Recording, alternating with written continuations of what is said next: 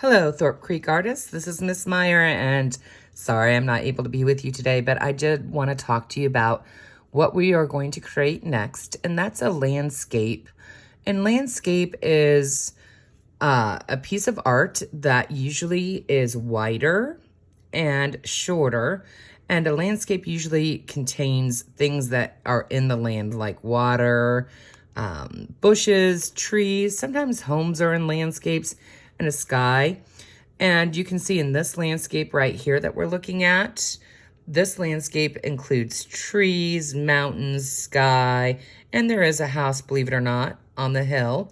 But landscapes don't really include people. So when we're looking at landscapes, they are void of humans, and definitely you can see that there's some rich, beautiful colors and sunsets with landscapes. And we can see this gorgeous landscapes, and sometimes they contain silhouettes. And silhouettes are shadows. Shadows that, like, for example, in this beautiful silhouette or piece of art, you can see the silhouette of the tree and the mountains, and there's silhouette of bark in the water. And that's definitely something that we're going to be working with when we're creating our landscape. Now, when we look at cityscapes or seascapes can sometimes include silhouettes too. For example, we see a silhouette of a fish in the water, and we see a silhouette of a little tiki hut there. Also, silhouettes or seascapes, can include rocks, water, and we can see beautiful sunsets against this seascape here. And as we go through and look at some seascapes, you can see that it's usually just nature. Here's another one with a silhouette of a beautiful lighthouse against a water that's the sun is setting on. And we can see some silhouettes of rocks.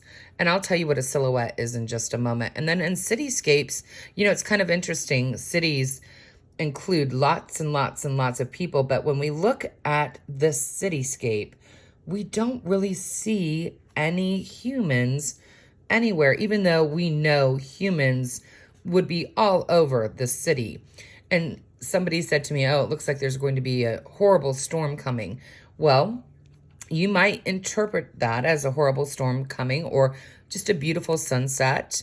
Here's another cityscape again, another cityscape, just to show you what we're talking about when we talk about scapes. So scapes could be land, sea, or cityscapes. And again, they don't include people or animals unless they're silhouettes. So what is a silhouette? Let me show you what a silhouette is. And let's look at this for a moment.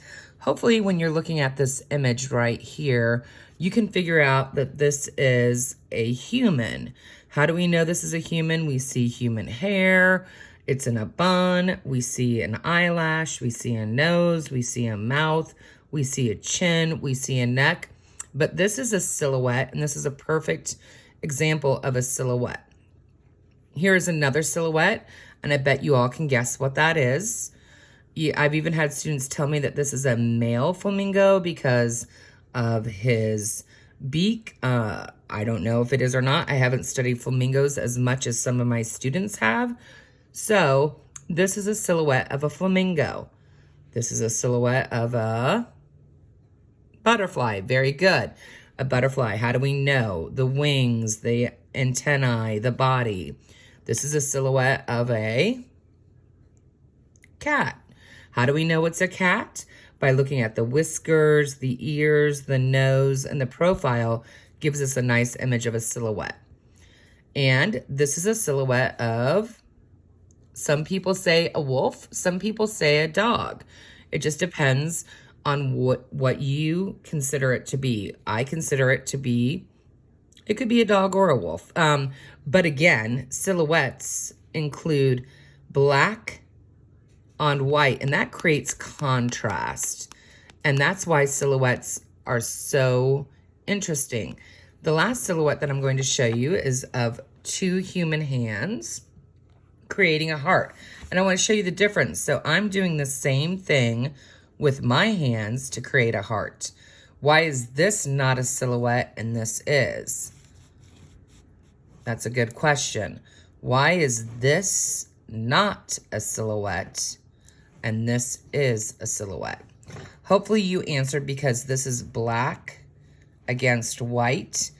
And on mine, I can tell what my skin tone is. I can tell what color my nail polish is.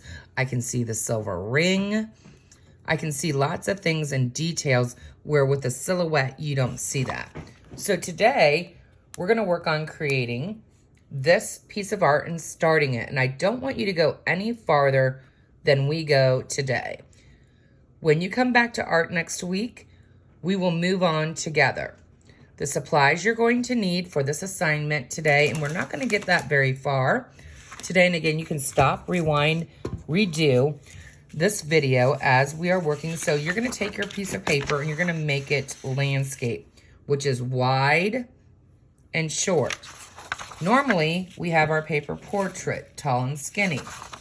Today, we're gonna make our paper wide and short, and that's called, believe it or not, landscape.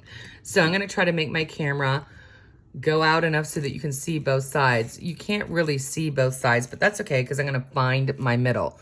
Now, I'm gonna place a really dark dot for my middle so that you can see it, but for your dot, please don't place a dark line or a dark dot, because you're gonna erase that, because that's going to be in the sky. So find your middle, place a dot. So I'm gonna make mine fairly dark so you can see it. Please don't make yours dark. Again, this paper I'm just going to throw away at the end of this, and I won't have this piece of paper. So I want you to have your dot nice and neat right there. Now that you found the middle, I want you to go, and you can pause if you need to pause. I want you to find the middle again and place another dot right there. Again, I'm making mine super big so you can see it. Now, we're gonna try to create a hill. And when we do that, we're gonna try to create movement with our line.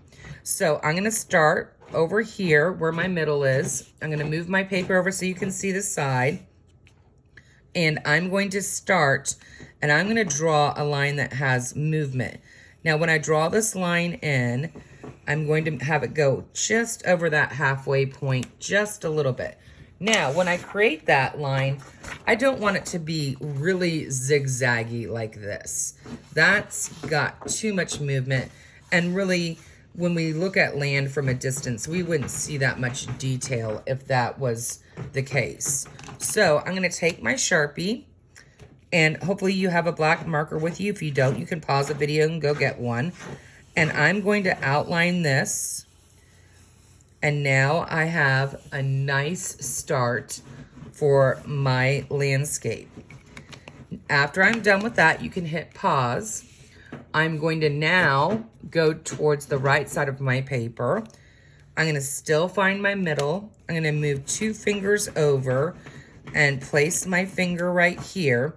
And I'm gonna draw another hill, but now I don't want this hill to go lower than this line right here. So I'm gonna have something right here to guide me, and I'm gonna draw my line and make my hill and make sure that it doesn't go below that, because this hill is going to be in front of this hill. So I'm gonna take my Sharpie, outline that, and place that in, and this should overlap this line. So now I have 2 hills.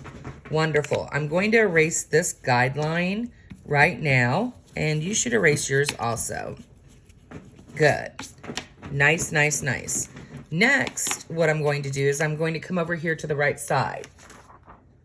And I don't want you to draw your hill like this, because that really loses the feeling that you're trying to get here of this motion. So if you were like reading this like a book, you want the rhythm to continue all the way across your paper. And if you end up having a big hill at the end, you're going to end up having it look a little weird there. So when you're making this last hill right here, you kind of want to do the same motion and movement that you did before, just like that. All right. And I'm going to go ahead and Sharpie that in. Nice. So now I have my 3 hills for my landscape. This hill is the closest to me. This hill is a little bit farther back. And this hill is the farthest away. So if I were to take my pencils and place them on my paper, I'm going to use a red, a purple, and a light blue. And I'm going to show you for our trees. We're going to place our trees in. Let me see if this will stay. All right. So what we're going to try to do is we're going to make these trees. So this tree is going to be really close to us. This tree is going to be medium. There we go. Really close to us. There we go. Medium.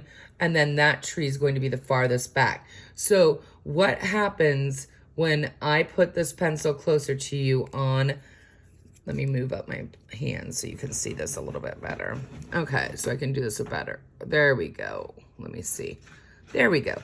So what happens when I move the red pencil closer to us? It gets wider. We can see more detail. We can see more highlighting. The purple pencil, we can see it pretty well too, but it's definitely not as close to us. So we're going to try to create space in our art by making our trees different sizes. So how do you make a tree? How do you make a tree? First of all, we're going to start here. Here's the middle of our paper. And I'm going to move my paper over so you can see this. And we're going to start Bowie. Sorry about that. My dog is... Sorry about that, friends. All right. So we're going to find the middle. We're going to go over here about halfway from the middle.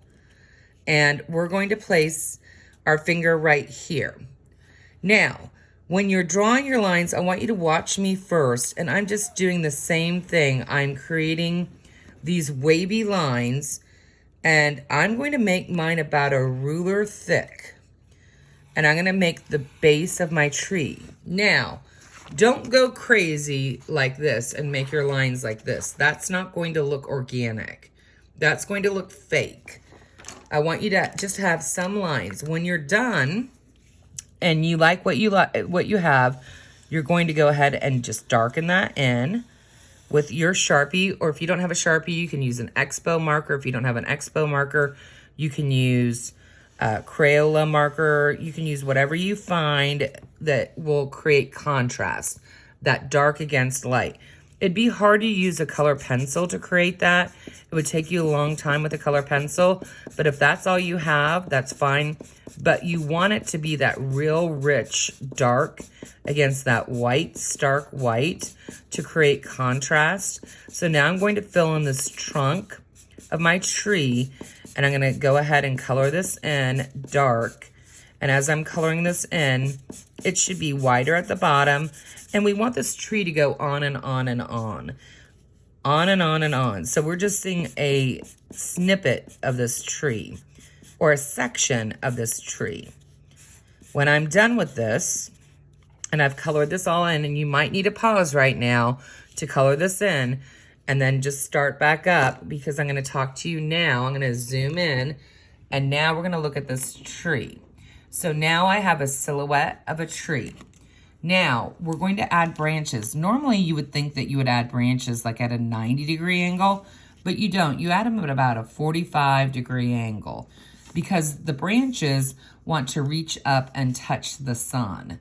And they want to get as much sun as they can get, so they aim up towards the sun. So here's the top of my tree, here's the bottom of my tree, here's the middle right here, and I want you to put a little line there. And what you're going to do is you're just going to draw, and here's the middle of my paper way over here. I can't even see it in this image. So I just, for reference, I'm going to pull that out a little bit more so you can see the middle. There's my middle. Remember, we're going to have to put a moon right around in here with a circle later on.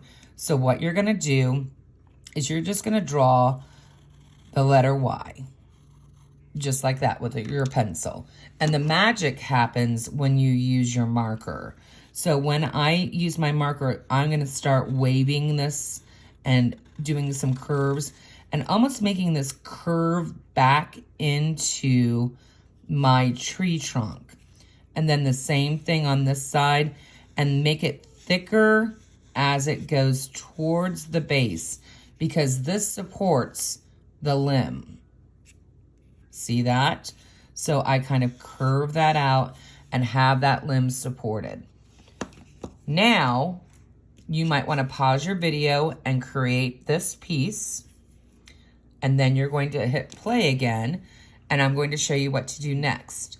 So we want this winter tree to go up farther on our paper. So what I'm going to do is find the halfway point from where I drew this branch, and I'm going to find the halfway point. Now I'm going to make the letter Y, or a 45-degree angle, or I'm going to create a big Y. So this is a big Y coming out. Now, again, the magic happens with your black Sharpie. You're going to take your black Sharpie and curve it out and have fun just making wavy lines, and then make it thicker towards the area that goes back into the actual limb, or the actual trunk of the tree, and it goes thicker out. And I love how that kind of like has that little knotty part right there. It looks like a little knot in my tree. I love how I created that. That's beautiful. So any kind of thing like that, like maybe people would think that that's a mistake. I don't. I think that's gorgeous. I love how this just naturally, organically happens. And that's the magic of using a dark Sharpie and just having fun. There's really no mistake that you can make with this. Just have fun with it. So again, I'm increasing my limb as it gets closer to the base of my tree and making it thinner as it goes out. Just like that. Beautiful, beautiful. Now, the next time we come to art, you've been on here with me for about 17 minutes right now, and you've probably had to stop and restart. So really, this is all I want you to have done for art when you come back to art. But I would like for you to make sure that you put this in a place where you're not going to lose it, and we'll do the rest of the trees together. What will you need for next art? Let's write this down, what you'll need. So this needs to go away, and you need to keep this. So what will you need for next art? I would like for you to have, and I'm going to go ahead and write down, I know that Mrs. Luther's class is watching this today, Mrs. King's class, and Mr. Scott's class is watching this today. So Mr. Scott's, Mrs. King's, and Mrs. Luther's class, for next week, you will need a white crayon or a white color pencil. Color pencils and crayons contain wax in them. And the wax we're going to use as a resistance, or we're going to use that so that we can keep our ground nice and white, because we want to have a nice, beautiful white ground. You're going to need a black color pencil.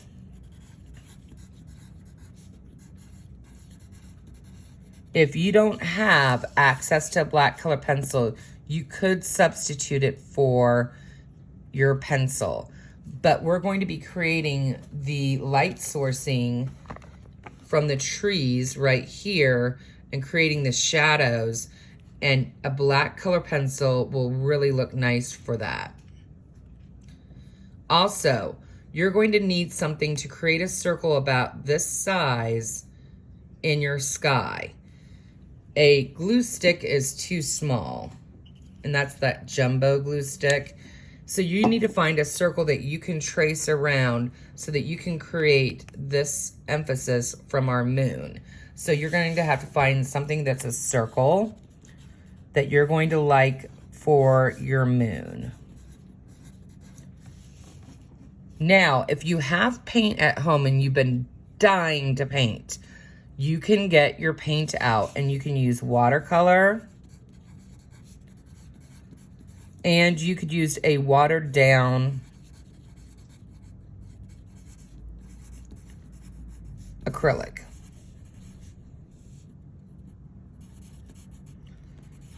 Okay. So now what we're going to do next is when we come back, we're going to paint this background, but you're going to need a watered down acrylic for that, so that when you are creating your background, your watered down acrylic will resist against that wax of the crayon. All right, friends, I hope that you had a good day and you learned a little bit about landscapes, and that you learned about motion and movement, and you created a silhouette tree. And the next time we come together, we will finish this, or somewhat finish this, and we might not get all of this done for the next time that we're in art, and that's okay. I hope you have a great day, and if you have any questions, please feel free to email me with any questions that you have. Have a great one, and I'll see you next week. Bye, friends.